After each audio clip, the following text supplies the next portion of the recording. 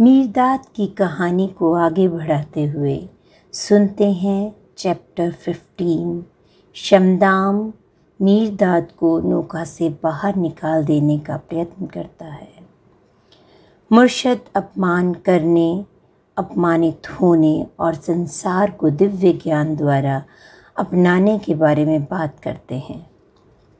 नरोंदा लिखते हैं, मुर्शद ने अभी अपनी बात पूरी ही की थी कि मुखिया की भारी भरकम देह नीड के द्वार पर दिखाई दी और ऐसा लगा जैसे उसने हवा और रोशनी की राह बंद कर दी हो। और उस एक क्षण के लिए मेरे मन में विचार कौंधा कि द्वार पर दिखाई दे रही आकृति कोई और नहीं है, केवल उन दो प्रमुख यमदूतों में से एक है जिनके बारे में मुर्शद ने हमें अभी अभी बताया था। मुखिया की आंखों से आग बरस रही थी और उसका चेहरा क्रोध से तमतमा रहा था। वह मुर्शद की ओर बढ़ा और एकाएक उन्हें बांह से पकड़ लिया। स्पष्ट था कि वह उन्हें घसीट कर बाहर निकालने का यत्न कर रहा था। शमदाम ने कहा, मैंने अभी अभी तुम्हारे दुष्ट मन के अत्यंत भयानक उद्गार सुने हैं। तुम्हारा मुंह विश्व का फंवारा है और तुम्हारी उपस्थिति एक अपशकुन है। इस नौका का मुखिया होने के नाते मैं तुम्हें इसी क्षण यहाँ से चले जाने का आदेश देता हूँ। नरोंदा लिखता है, मुर्शद इकहरे बदन के थे तो भी शांतिपूर्वक अपनी जगह डटे रहे, मानो वे विशाल काय हों और शमदाम केवल एक शिशु। उनकी अविचलित शांति आश्चर्यजनक थी।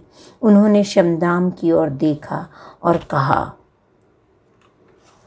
चले जाने का आदेश देने का अधिकार केवल उसी को है जिसे आने का आदेश देने का अधिकार है।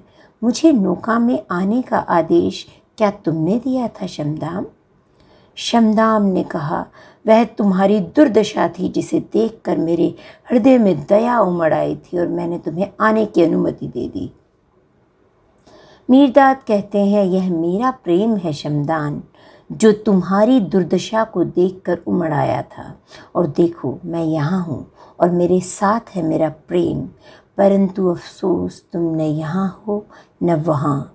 केवल तुम्हारी परछाई इधर उधर भटक रही है और मैं सब परछाइयों को बटोरने, उन्हें सूर्य के ताप में जलाने आया हूँ। शमदाम फिर गुस्से में कहता है, जब तुम्हारी सांस ने वायु को दूषित करना शुरू किया, उससे बहुत पहले मैं इस नौका का मुखिया था और तुम्हारी नीच जीवा कैसे कहती है कि मैं यहाँ नहीं हूँ। मीरदाद बड़ी शांति से जवाब देते हैं, मैं इन पर्वतों से पहले था और इनके चूर चूर होकर मिट्टी में मिल जाने के बाद भी रहूँगा। मैं नौका हूँ, वेदी हूँ और अग्नि भी। जब तक तुम मेरी शरण में नहीं आओगे, तुम तूफान का शिकार बने रहोगे। शमदाम ने फिर गुस्से में कहा, क्या तुम सब ने सुना नहीं क्या तुम सब ने? मेरा साथ दो साथियों, आओ इस पाखंडी को हम नीचे खड्ड में फेंक दें। नरोंदा लिखता है, शमदाम फिर तेजी से मुर्शद की ओर बढ़ा। घसीट कर उन्हें बाहर निकाल लेने के इरादे से उसने उनकी बाँह फड़ ली, परंतु मुर्शद न विचलित हुए, न अपनी जगह से हटे, न ही कोई साथी तनिक भी हिला। एक बेचैन खामोशी के बाद शमदाम का सिर उसकी छाती पर झुक गया और मंद स्वर में मानो अपने आप से कहते हुए वह नीड से निकल गया, मैं इस नौका का मुखिया हूँ, मैं अपने प्रभु प्रदत्त अधिकार पर डटा रहूँगा। मुर्शद बहुत देर तक सोचते रहे पर कुछ बोले नहीं, किंतु जमूरा चुप न रह सका। शमदाम ने हमारे मुर्शद का अपमान किया है।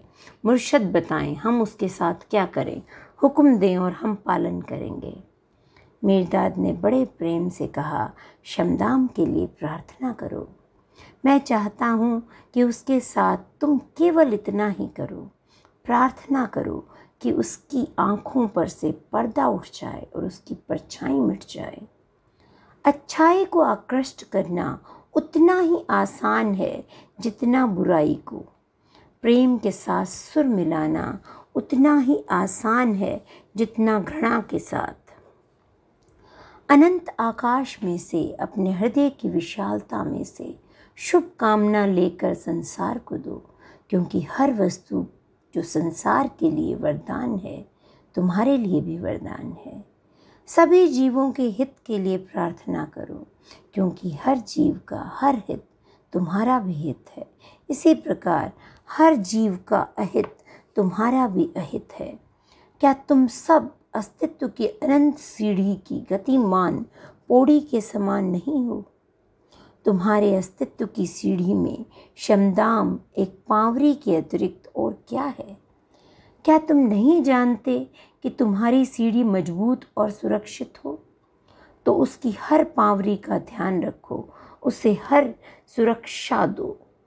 तुम्हारे जीवन की नींव में शमदाम एक पत्थर के अतिरिक्त और क्या है? और तुम उसके और प्रत्येक प्राणी के जीवन की इमारत में लगे पत्थरों के अतिरिक्त और क्या हो? यदि तुम चाहते हो कि तुम्हारी इमारत पूर्णतया दोष रहित हो, तो ध्यान रखो कि शमदाम एक दोष रहित पत्थर हो। तुम स्वयं भी दोष रहित रहो, ताकि जिन लोगों के जीवन की इमारतों में तुम पत्थर बनकर लगो, उनकी इमारतों में कोई दोष न बचे। क्या तुम सोचते हो कि तुम्हारे पास 2 से अधिक आंखें नहीं हैं? मैं कहता हूँ कि देख रही हर आंख, चाहे वह धरती पर हो, उससे ऊपर हो या उसके नीचे, तुम्हारी आंख का ही भाग है। जिस हद तक तुम्हारे पड़ोसी की नज़र साफ है, उस हद तक तुम्हारी नज़र भी साफ है। जिस हद तक तुम्हारे पड़ोसी की नज़र धुंधली हो गई है, उसी हद तक तुम्हारी नज़र भी धुंधली हो गई है। यदि एक मनुष्य आँखों से अंधा है, तुम एक जोड़ी आँखों से वंचित हो जाओ, जो तुम्हारे आँखों की ज्योति को और बढ़ाती। अपने पड़ोसी की आँखों की ज्योति को संभाल कर रखो, ताकि तुम अधिक स्पष्ट देख सको।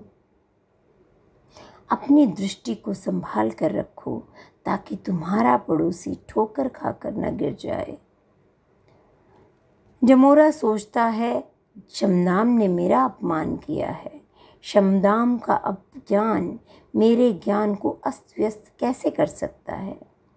एक कीचड़ भरा नाला दूसरे नाले को आसानी के साथ कीचड़ से भर सकता है, परंतु क्या कोई कीचड़ भरा नाला समुंदर को कीचड़ से भर सकता है? समुंदर कीचड़ को सहर्ष ग्रहण कर लेगा और उसे अपनी तह में बिछा देगा, और बदले में नाले को देगा स्वच्छ जल। तुम धरती के 1 वर्ग फुट को, शायद 1 मील को गंदा या रोगाणु मुक्त कर सकते हो। धरती को कौन गंदा या रोगाणु मुक्त कर सकता है? धरती हर मनुष्य तथा पशु की गंदगी को स्वीकार करती है और बदले में उन्हें देती है मीठे फल, सुगंधित फल, प्रचुर मात्रा में अनाज और घास। तलवार शरीर को निश्चय ही घायल कर सकती है, किंतु क्या वह हवा को घायल कर सकती है? चाहे उसकी धार कितनी ही तेज और उसे चलाने वाली भुजा कितनी ही बलशाली क्यों न हो। अंधे और लोभी अज्ञान से उत्पन्न हुआ अहंकार नीच और संकीर्ण आपे का अहंकार होता है, जो अपमान कर सकता है और करवा सकता है, जो अपमान का बदला अपमान से लेना चाहता है और गंदगी को गंदगी से धोना चाहता है। अहंकार के घोड़े पर सवार और आपे के नशे में चूर संसार तुम्हारे साथ ढेरों अन्याय करेगा। वह अपने जर्जरित नियमों, दुर्गंध भरे सिद्धांतों और घिसे पिटे सम्मानों के रक्त पिपासु कुत्ते तुम पर छोड़ देगा। वह तुम्हें व्यवस्था का शत्रु और अव्यवस्था तथा विनाश का कारिंदा घोषित करेगा। वह तुम्हारी राहों में जाल बिछाएगा और तुम्हारी सेजों को बिच्छू बूटी से सजाएगा। वह तुम्हारे कानों में गालियां बोएगा और तिरस्कार पूर्वक तुम्हारे चेहरों पर थूकेगा। अपने हृदय को दुर्बल न होने दो, बल्कि सागर की तरह विशाल और गहरे बनो।